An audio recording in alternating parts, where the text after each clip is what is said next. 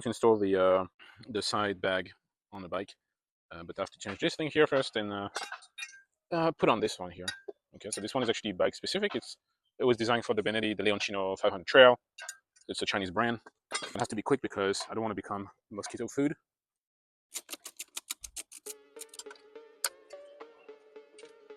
All right, it's done. Kind of gives it the Mad Max look. I dig it. Done with the luggage. So there are 4 anchor points here.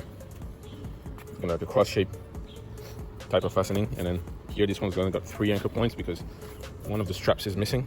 And then what I like about this setup is that there's not that many things hanging. I think it's too much like hanging off. The GIVI anchor point is very good. It kind of all ties together pretty well.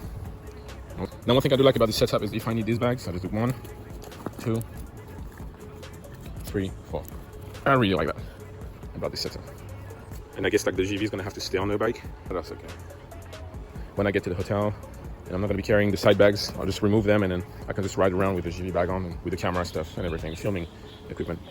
The only thing I don't like about this setup is when I try to get on the bike, I have to pull like kind of like a JCVD, Jean-Claude Van Damme type of kick, you know, to get my leg above the bag.